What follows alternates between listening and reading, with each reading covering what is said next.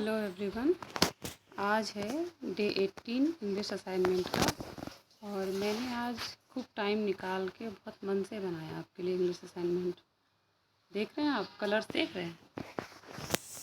कल थोड़ा टाइम था मेरे पास तो मैंने कहा चलो अच्छे से बनाते हैं। सो इंग्लिश असाइनमेंट आज जो है डे 18 का, जो कल मैंने आर्टिकल्स पढ़ाए थे उसी में कंटिन्यू करेंगे क्योंकि कल कंप्लीट नहीं हो पाया था।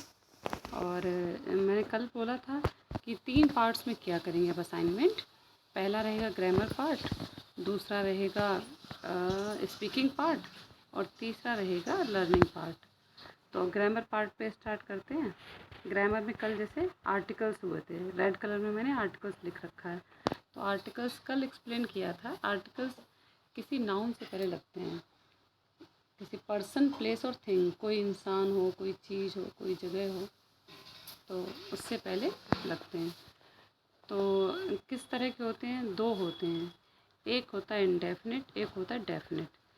पहले आप डेफिनिट की हिंदी जान लो तो आपको इंडेफिनिट क्लियर हो जाएगा। डेफिनिट मीन्स जैसे मैंने कल बताया था, पक्का, जो चीज़ कंफर्म हो, अच्छा यही है।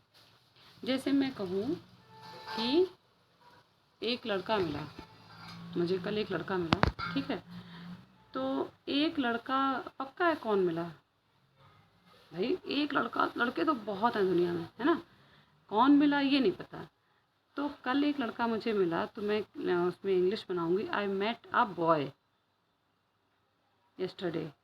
आई मेट मीन्स मिली, आ बॉय, आ मीन्स एक, बॉय यस्टरडे।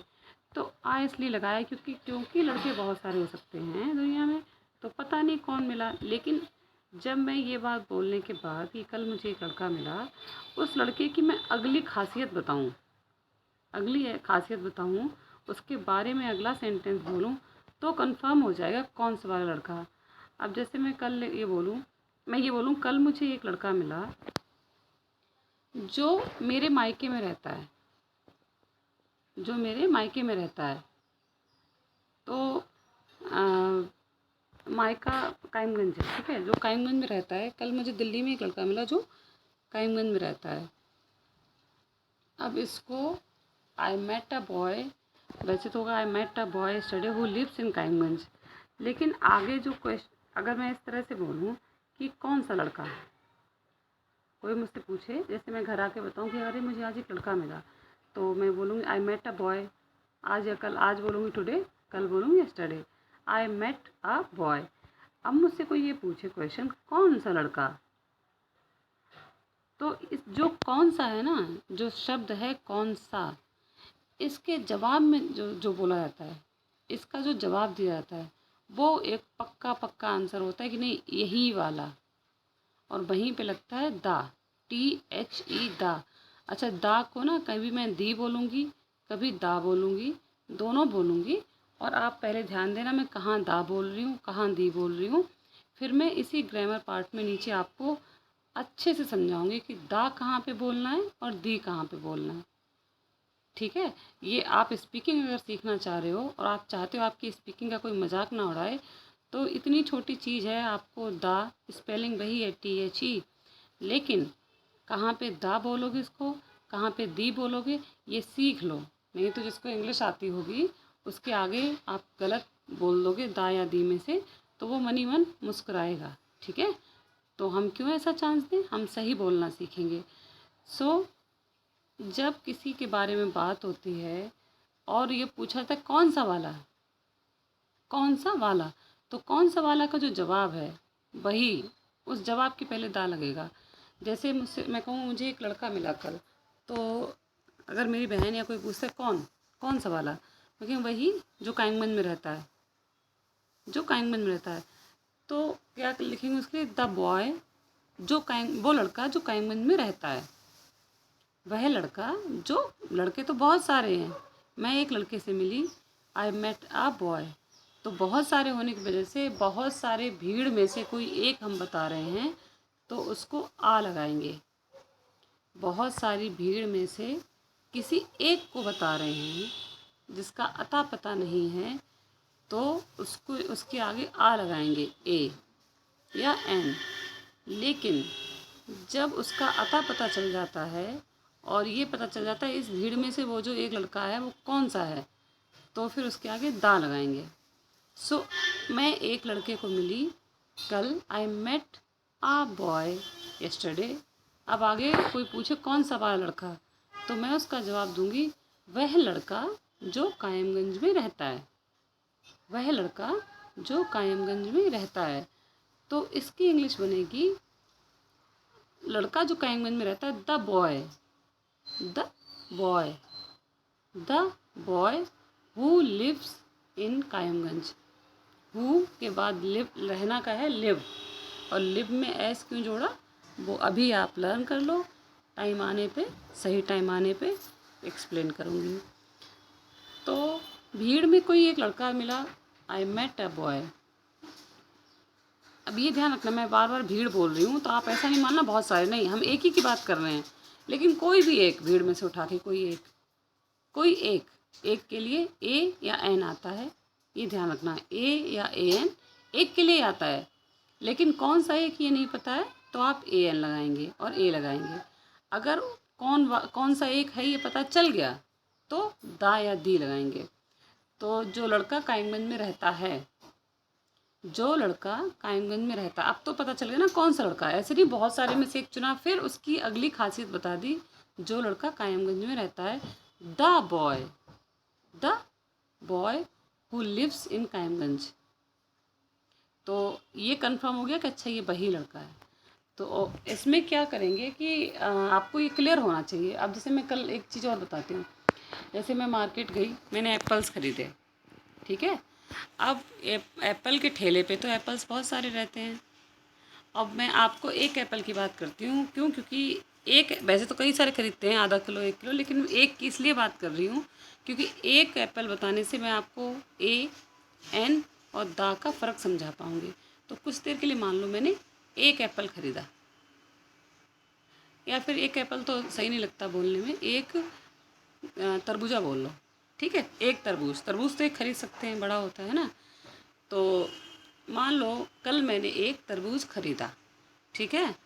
अब तरबूज जब आप दुकान पे जाते हो तो उसके पास कई होते हैं, कई से में कोई सा एक आप उठा लेते हो, आपको नहीं पता है कौन सा।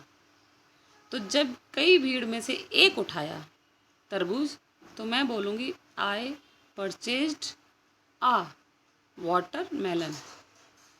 आई परचेज्ड मीन्स खरीदा, आ मीन्स एक, वाटरमेलन। मैंने यहाँ पे दा नहीं लगाया, क्यों, क्योंकि कौन सा खरीदा, उस भीड़ में से एक खरीदा जिसकी कोई पहचान नहीं है, उसको खरीदा, तो वो भीड़ में से एक उठाया है तो आ। दुकान पे जाऊंगी तो मैं कौन सा उठाऊंगी कि पहले से फिक्स नहीं है, ये पता है दुकान पे बहुत सारे तरबूज हैं और कोई एक ले लिया, तो बहुत सारे में से एक ले लिया, तो इसलिए उस एक को आ बोलेंगे, ठीक है।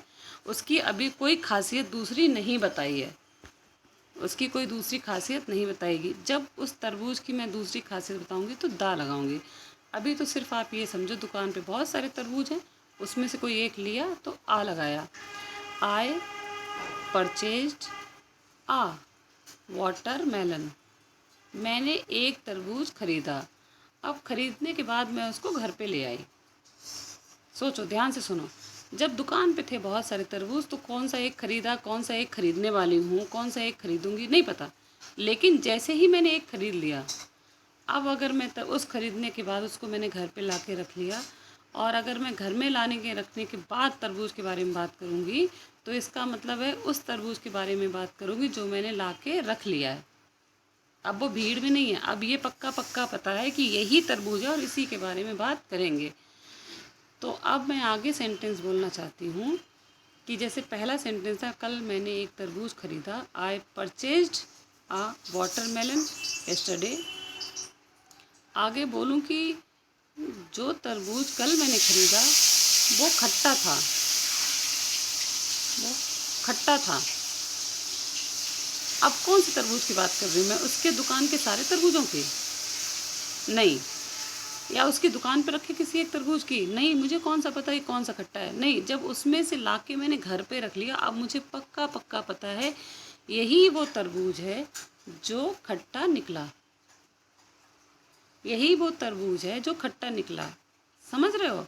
ये छोटा सा फ़र्क आपको करना होगा, तभी आप ए एन और दा का फ़र्क कर पाएंगे। और ये फ़र्क करना ज़रूरी है, क्योंकि आपके जब तक आप इंग्लिश पढ़ोगे ये आपको कहीं ना कहीं पूछा जाएगा उसमें एग्ज़ाम में।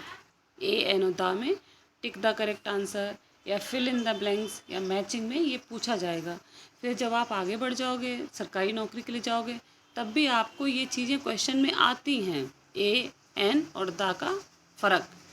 तो ये आपके लाइफ टाइम काम आने वाला है, इसलिए मैं आपको थोड़ा टाइम लेके समझा रही हूँ।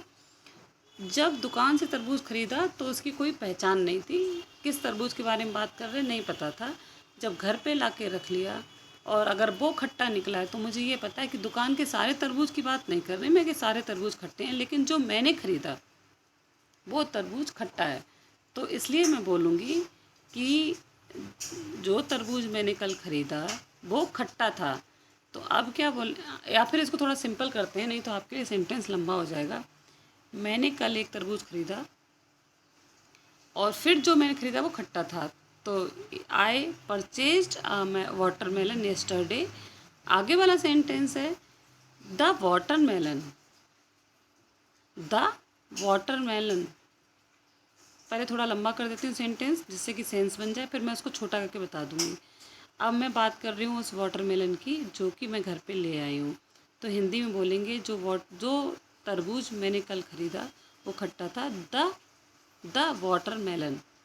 The watermelon I purchase yesterday was सार। सार मीन्स खट्टा। द वाटरमेलन वाज सार। कौन सा? जो मैंने ख़रीद लिया। अब उसके बारे में बात करेंगे तो दा आ जाएगा। ठीक है, तो अब है दा। हाँ, तो मैंने थोड़ा एक्सप्लेन कर दिया। अब आप पहले दा और दी में फ़र्क समझो, कहाँ पे दा बोलें कहाँ पे दी। तो इसको थोड़ा आसान करते हैं, दा और दी कहाँ पे।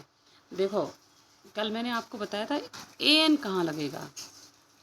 कोई एक चीज़ है तो उस एक चीज़ के आगे या तो ए लगेगा या फिर ए एन लगेगा।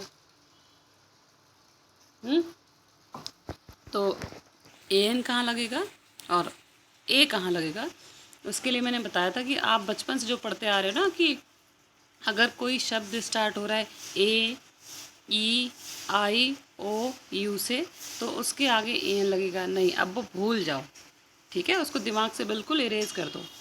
आपको जो मैंने कल समझाया वो आप याद रखो कि ए एन वहाँ लगेगा जो शब्द आप बोल के दिखाओ। शब्द आप बोल के देखो, लिख के देखो, हिंदी में उसकी प्रोनाउंसिएशन, उच्चारण लिख के देखो। अगर उसके उच्चारण का पहला अक्षर आ से अह तक आता है तो आपका ए एन लगेगा। बिल्कुल उसी तरह से, बिल्कुल आप ये समझ लो दी है। क्या मैं बता रही हूँ? दा और दी का फ़र्क। तो जो दी है, दी, वो ए एन का भाई है। ए एन का भाई है, मतलब ए एन कहाँ लगता है? जिस शब्द के उच्चारण में आ से आह तक की आवाज़ आती है, जो शब्द का उच्चारण आ से आह तक शुरू होता है, उस शब्द से पहले जैसे ए एन लगता है वैसे ही दी बोला जाएगा। ए एन कहाँ पे लगेगा मैंने ऊपर बता दिया। जब चीज़ पता नहीं है कौन सी तो ए एन लगेगा, लेकिन जब चीज़ पता है तो दी लगेगा। पर आप उस दी को बोलोगे कैसे? टी एच ई को दा बोलोगे कि दी बोलोगे? तो दी उसको बोलेंगे जो शब्द का उच्चारण आ से आह तक हो रहा है।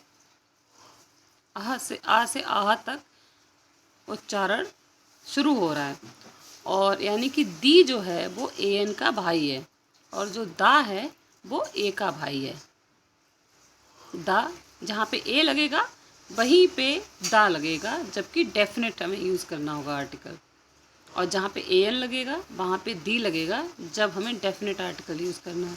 अब देखो, जैसे मैंने सेब खरीदे दुकान से और फिर मैं घर पे ले आई। फिर मैंने बोल दिया जो सेब मैंने कल ख़रीदे वो अच्छे नहीं थे, तो द एप्पल्स। तो द एप्पल्स नहीं, दी एप्पल्स। जो मैंने सेब खरीदे, दी एप्पल्स आई परचेज्ड, अच्छे नहीं थे, we are not good. The apples I purchased we are not good. तो दी एप्पल्स, क्यों? क्योंकि एप्पल के आगे, एप्पल जब बोल रहे हो तो किससे शुरू हो रहा है? ए, छोटी ए है, छोटी ए से एड़ी होती है, ए से शुरू हो रहा है, तो ये है आपका स्वर।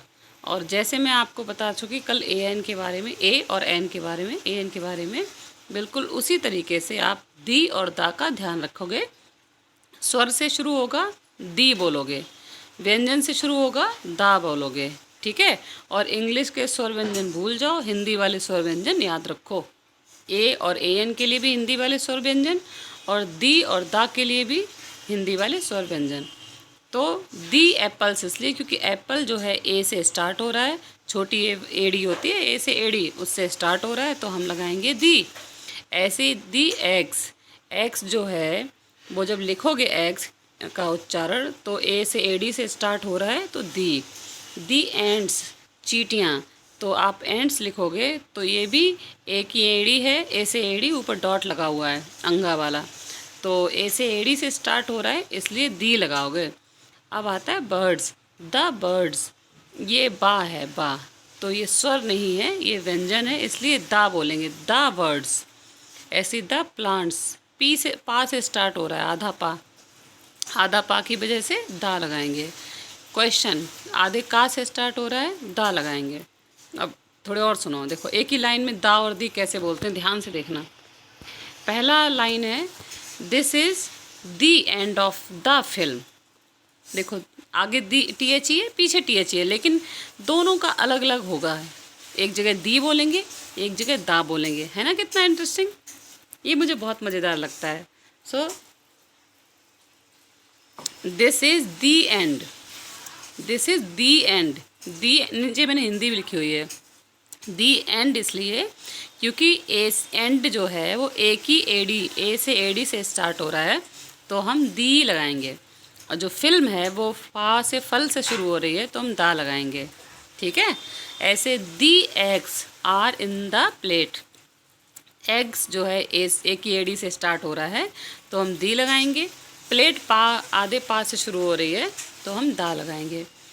अब है I don't know the answer to the question, answer to the question. Answer जो है जो अंगा जो होता ना, बड़ा आ उसके ऊपर डॉट, तो ये स्वर है हिंदी का। तो ये आज मैं इसको क्या बोलूँ, बड़े आ ऊपर डॉट से शुरू हो रहा है तो दी लगेगा, और क्वेश्चन आधे का से शुरू हो रहा है तो दा लगेगा, ठीक है। आई होप अब आपको क्लियर हो गया, मैंने बहुत बोल लिया। अब भाई ये यूज़ ऑफ दी और दा। अब दी और दा आपको कहाँ बोलना है आप खुद जानेंगे, मैं यहाँ पे हिंदी में नहीं लिखूँगी, बस मैंने एग्जांपल्स ऐसे दे दिए हैं कि हम ए और ए एन की जगह दी कब यूज़ करते हैं, दा कब यूज़ करते हैं। तो जहाँ डेफिनेट पर्सन हो, पक्का हो, वहाँ पे यूज़ करते हैं। जैसे एग्जांपल्स में लिखे, आई परचेज्ड एन एप्पल यस्टरडे, कल मैंने एक एप्पल ख़रीदा। तो मैं अभी आपको एक्सप्लेन कर चुकी हूँ, एक एप्पल जहाँ ठेले से ख़रीदा, कोई पता नहीं कौन सा था, लेकिन जब मैं उसको घर ले आई तो मुझे पता है यही वाला एप्पल है। तो दी एप्पल, यहाँ पे दी क्यों बोल रहे हैं ऊपर बता चुकी हूँ। The apple I purchase was not sweet, मीठा नहीं था। जो सेब मैंने ख़रीदा वो मीठा नहीं था, मुझे पता है मैं इसी सेब की बात कर रही हूँ, ठीक है। तो जब ये पता है इसी वाले की बात हो रही है, कौन सा वाला सेब, जो मैंने, तो आंसर क्या होगा, जो मैंने ख़रीदा। तो हमेशा याद रखना जो दा या दी का यूज़ है वो किसके आंसर में होता है, कौन सा वाला। जैसे पूछो कौन सा वाला लड़का, उसके आंसर में दा, कौन सी वाली लड़की, उसके आंसर में दा, कौन सी वाली कॉपी, उसके आंसर में दा या दी, कौन सा वाला स्कूल, उसके आंसर में दा या दी। ऐसे कौन सा वाला सेब, तो मैं कहूँ अरे वो वाला सेब जो मैंने ख़रीदा, तो कौन सा वाले के आंसर में जो सेब आएगा उसके आगे दा या दी लगेगा। So the apple I purchase was not sweet. अब है I ate a banana in the morning. अब एट जो है वो ई ए टी की सेकेंड फॉर्म है, मैंने आपको एक दिन ये दिया था, ये मैंने आपको एक दिन लर्न करने के लिए दिया था। ई ए टी, ईट मीन्स खाना, A T E ate means खाया, E A T T N eat means खा चुका। So I ate a banana in the morning, मैंने मॉर्निंग में एक बनाना खाया, है ना। अब ये भी तो हो सकता है कि कई सारे बनाना घर में रखे हो, उनसे मैंने एक खा लिया, तो आ बनाना एक खाया। अब मैं आगे बोल रही हूँ, the banana I ate in the morning was sour, जो केला मैंने खाया वो खट्टा था। अब मुझे पता है मैं कौन से वाले केले की बात कर रही हूँ। वही केला जो मैंने खाया, जो मेरे पेट में गया। अब पक्का पक्का पता ना कौन सा वाला केला, तो इसलिए उस केले की बात हो रही है। कौन सा वाला केला, कौन सा कौन सा वाला का जवाब में जो मैं बोलूँगी वहाँ पे दा या दी लगेगा। कौन सा वाला केला यानी कि जो मैंने सुबह खाया था, तो उसके जवाब में दा या दी। The banana. अब मैं यहाँ पे दी नहीं बोल रही, दा बोल रही हूँ। आप सोचो, बताओ कि मैं यहाँ पे बनाना से पहले दा क्यों बोल रही हूँ, दी क्यों नहीं बोल रही हूँ। The banana I ate in the morning was sour. अब I saw a man on the road. Saw means देखा, सी की सेकेंड फॉर्म है saw. I saw a man on the road. मैंने रोड पे एक आदमी देखा। अब रोड पे तो कोई भी आदमी हो सकता है, उस आदमी के बीच में कोई एक है तो आ है। अब उसी आदमी के बारे में, उस एक आदमी के बारे में जब मैं आगे बताऊंगी तो पक्का पक्का ही हो जाएगा यही वाला आदमी। So the man was wearing a red cap. अब उतने लोगों के बीच में मैं किस आदमी की बात कर रही हूँ, जिसने लाल रेड कैप पहनी हुई थी। तो अब दा लग जाएगा। तो कौन सा वाला आदमी आपने देखा, मैं बोलूँगी मैंने वो आदमी देखा जिसके जो रेड कैप पहन रखा था। तो मैं बोलूँगी the man was wearing a red cap. The man. अब उसने रेड कैप पहनी हुई थी। अब रेड कैप तो कई हो सकती हैं। अब मैं ख़ास तौर से उसी रेड कैप की, देखो कई रेड कैप हो सकती हैं, कई लाल टोपी हो सकती हैं। तो उस कई लाल टोपियों में से एक लाल टोपी की बात कर रही हूँ, तो आ गया है। आप ध्यान से देखना, ये सेंटेंस मैंने आपके लिए अलग से ढूंढ के निकाला है। द मैन, तो पहले एक आदमी के ऊपर बात हो रही थी, आई saw a man on the road. फिर मैं उस एक बहुत सारे आदमियों के बीच में एक आदमी की बात हो रही थी, तो आ मैन। अब उस एक आदमी को मैंने अलग निकाल के उसके बारे में एक खास बात बता दी कि उसने रेड कैप पहनी हुई है। तो अब पता चल गया कौन सा वाला आदमी। तो आ मैन के बाद फिर वो आ गया the man. The man was wearing a cap. अब इसी सेंटेंस में देखो मैंने आगे लगाया आ रेड कैप। रेड कैप तो बहुत सारी हो सकती हैं, तो उस बहुत सारी रेड कैप में से कोई एक निकाली रेड कैप, तो आ लगा दिया। लेकिन उसी रेड कैप के बारे में मैं आगे बढ़ जाऊं और एक और ख़ास बात बता दूं तो पक्का हो जाएगा, अच्छा यही वाली रेड कैप। तो अगला सेंटेंस मैंने रेड कैप पे बनाया है, लाल टोपी पे। तो द रेड, कौन सी वाली लाल टोपी, जब कौन सी वाली का मैं जवाब दूंगी द रेड कैप, तो मैं उसको बताऊंगी अच्छा वो वाली रेड कैप जो बहुत चमकदार थी। तो the red cap was very shiny. वो वाली लाल टोपी बहुत चमकदार थी। तो अब पता चल गया कौन सी टोपी के बारे में बात कर रहे हैं, तो दा लगेगा, ठीक है। और दा मैं क्यों बोल रही हूँ अब मैं ये बार बार नहीं बताऊँगी। अब I saw an elephant in the zoo. Elephant से पहले ए एन क्यों लगाया आपको पता है, ठीक है। और एक एलिफेंट, जू में चिड़ियाघर तो बहुत सारे होते हैं, तो बहुत सारे में कोई एक ले रही हूँ तो एन। अब बहुत सारे में से कोई एक मैंने ले लिया। अब उस लेने के बाद उसके बारे में कुछ बताऊंगी तो वो दा हो जाएगा, क्योंकि उसी एक हाथी के बारे में बात कर रही हूँ मैं। तो the elephant was very big, यानी कि जो मैंने देखा, होंगे तो बहुत सारे पर जो मैंने देखा कौन सा वाला, वो वाला जो मैंने देखा वो बहुत बड़ा हाथी था। तो मैं उसके बारे में बात कर रही हूँ, तो हो जाएगा the elephant, sorry the elephant was very big. Sorry, the elephant was very big. दा नहीं, ठीक है, दी एलिफेंट। चलो ये बहुत हो गया, मुझे लगता है वीडियो बहुत लंबा जाने वाला है। अब स्पीकिंग पार्ट पे आते हैं फटाफट, जो हम डेली लाइफ में बोलते हैं। और ये ध्यान रखना, डेली लाइफ में छोटे छोटे सेंटेंसेस बहुत होते हैं, हंड्रेड्स में हैं, मैनी हंड्रेड्स मीन्स थाउजेंड्स में भी हो सकते हैं। तो आप डेली 5 छोटे छोटे लर्न करो, आप बहुत स्मार्ट हो जाओगे। सो पहला है आप कैसे हैं। तो हम किसी से मिलते हैं, पूछते हैं कैसे हैं आप, नहीं नॉर्मली तो सब पूछते हैं कैसी हो बहन, कैसी हो, ऐसे पूछते हैं। तो उसको थोड़ा इंग्लिश में पूछो, how are you, how are you, okay, how are you. अब है मुझे माफ़ कर दो, आपसे कोई गलती हो गई, ठीक है, और आपको महसूस हो रहा है कि गलती है, सामने वाले को आपने परेशान कर दिया, चोट मार दिया, कुछ भी, तो आप उससे अपनी गलती कैसे मानेंगे, आई am sorry, I am sorry, I am sorry, मुझे माफ़ कर दो या मुझे खेद है। अब कोई आपका बच्चा है, पैर छूता है, या कोई किसी का बर्थडे है, कुछ भी है, किसी को आप आशीर्वाद देना चाहते हैं, तो इंग्लिश में मे भगवान आपका भला करे, इंग्लिश में बोलेंगे may God bless you, may God bless you. ये जो मे है ना स्टार्टिंग में, एम ए वाई, मे, ये मई नहीं है, ये मे गॉड ब्लेस यू। और मे गॉड ब्लेस यू के साथ मे से कई सारे सेंटेंसेस बनते हैं, MAY से बहुत सारे बनते हैं। तो आएगा, इसका दिन भी आएगा, मे पढ़ाने का दिन भी आएगा, ठीक है। अब कोई कहे कि जैसे ये मेरा सौभाग्य है, कब हम बोलते हैं कोई आ गया आपके घर पे, आप आराम कर रहे थे, अचानक से कोई मेहमान आ गया, तो कहते नहीं है फॉर्मेलिटी के लिए, अरे मैंने आके आपको परेशान कर दिया हैं, आप आराम से सो रहे थे। तो आप अगर आपको अच्छा लगा उसका आना तो आप क्या बोलेंगे, नहीं नहीं नहीं, ये तो मेरा सौभाग्य है कि आप आए, है ना, परेशान क्यों। तो हम कहेंगे ये मेरा सौभाग्य है या फिर मेरी खुशी है, तो बोलेंगे it's my pleasure. Pleasure means जहाँ से आनंद मिलता है। तो ये तो आनंद की बात है कि आप आए, ये तो मेरे सौभाग्य की बात है, ठीक है, इट्स माई प्लेजर। अब जैसे किसी ने आपको कोई नुकसान पहुंचा दिया, अब वो आपको सॉरी बोल रहा है, अब आपको पता है कि नुकसान पहुंच गया है, लेकिन फिर भी उसके सॉरी बोलने पे आप क्या कहोगे, चलो कोई बात नहीं, है ना, अब बेचारा सॉरी ही बोल रहा है तो क्या उसकी जान तो ले नहीं लेंगे। तो वहाँ पे बोलेंगे that's all right. That's all right means कोई बात नहीं, ठीक। इनको लर्न करना है, ये छोटे छोटे 5 हैं, इनको लर्न करो। मतलब स्पीकिंग के पार्ट हैं, तो आप इनको लर्न तो करना ही पड़ेगा, बिना लर्न करे कैसे आप स्पीकिंग करेंगे। तो लर्न भी करो और बोलो भी। आगे हैं 5 वर्ब्स, क्रियाएं, जो आसान हैं, आपने सुनी हुई है, पर मैं दूंगी इसलिए कि छोटे बच्चे भी देखते हैं वीडियो। तो हियर मीन्स सुनना, गिव मीन्स देना, मेक मीन्स बनाना, सेल मीन्स बेचना, स्विम मीन्स तैरना। ये आपको पता ही होंगे वैसे ज़्यादा, लेकिन मेरी तरफ से होमवर्क है, इसे लर्न करके लाओ, लिख के भी लाओ, लर्न करके भी लाओ। इनकी दिन भर प्रैक्टिस करो, जहाँ पे आपको मौका मिले आप ये बोलो दैट्स ऑल राइट, भगवान आपका भला करे, I am sorry, how are you, इस तरह की। और दा और दी, इसकी सुनो।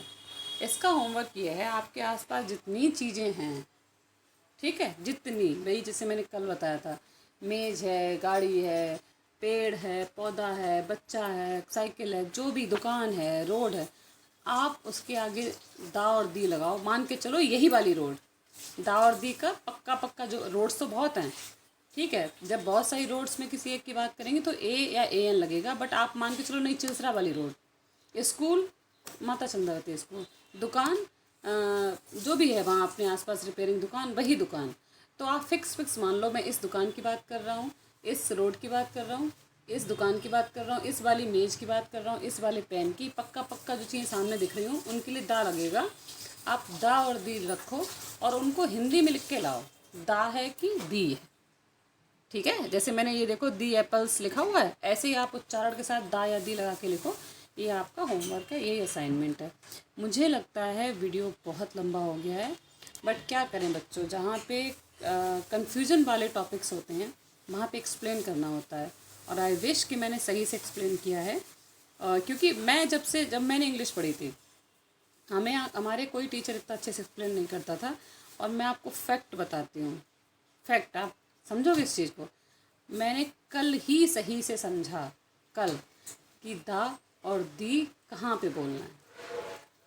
मैं भी रैंडमली ही दा या दी बोलती थी, लेकिन क्योंकि मैं आपको गलत नहीं बता सकती, तो मैंने कल कई घंटे इधर से उधर चीज़ें ढूंढी, क्योंकि और जो लोग बता रहे हैं उनको भी सही से नहीं पता। तो मुझे तो बहुत अच्छी अच्छी बुक्स, रेन मार्टिन या और भी बुक्स हैं जो देखनी पड़ती हैं कि आप दा कहाँ पे बोलोगे, दी कहाँ पे बोलोगे। तो ऐसे कभी किसी ने स्कूल में मुझे बताया ही नहीं, कभी किसी ने नहीं बताया। तो ये आप इस चीज़ को पॉजिटिव लो कि आपको कोई बताने वाला है, और ये छोटी छोटी चीज़ें आपको आगे चल के बहुत हेल्प करेंगी। That is my promise. ये आगे आपको कितना हेल्प करेंगी अभी आपको नहीं समझ में आता होगा, लेकिन आगे चल के आपको बहुत हेल्प करने वाली हैं। This is my promise, this is for sure. Okay, तो मन लगा के पढ़ो, ये आपका बहुत काम आने वाला है, ठीक। सो आज के लिए इतना ही, थैंक यू।